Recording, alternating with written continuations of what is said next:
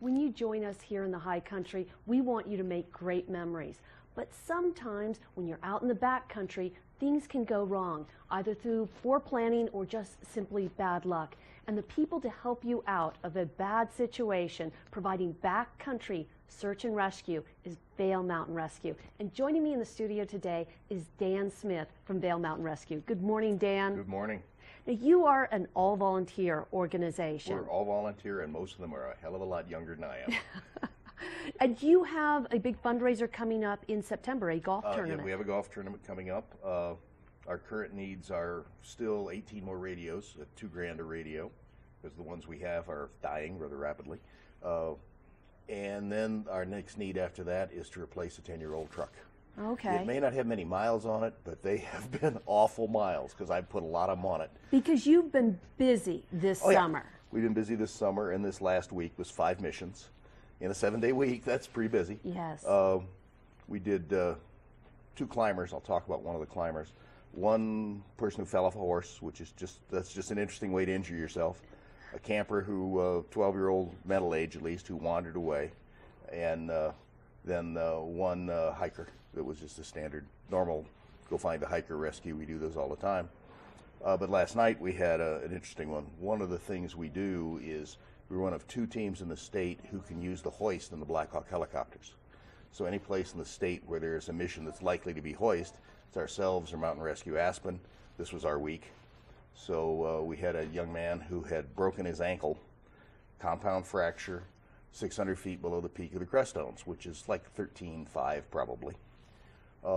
Unfortunately, that wasn't the position he gave us, so we had to search a little bit. Sent the paramedic and one of our hoist technicians down, found the kid, lowered the hoist technician. The 50-degree slope, so we couldn't use the litter. We used a device called a jungle penetrator. It's like a big anchor, and you can just kind of slide the fluke under the guy and strap him in, which is what they did. His tourniquet was not well applied, so he was leaking a good bit.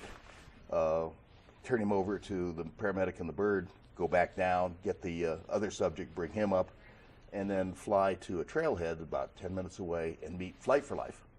Because we have very limited medical capabilities, even with a paramedic on the back of the Black Hawk. Turn him over to Flight for Life, and then they get him out of there. Hope he can keep the foot, but it was there was a lot of bone sticking out.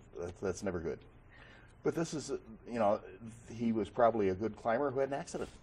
Okay, so a lot of times when we talk, you identify something that's clearly wasn't planned for, wasn't considered, people not dressed for the elements. This was just an accident.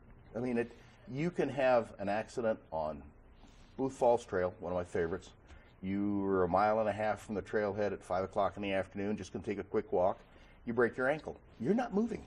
Right. Now, either you have a way to tell somebody you need help, or somebody's going to notice you're missing and knows where you are. One of those 2 things has got to happen, or it's going to be a very cold night with that broken ankle sitting there.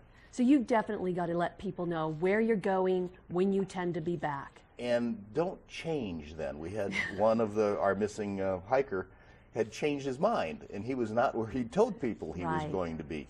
That can make my life very interesting and can make the hiker or the injured party very difficult because we're looking in the wrong place. Absolutely. Dan, thank you for this great information and always really good stories. We really appreciate you dropping by. Stay tuned. We're going to go to weather with Megan.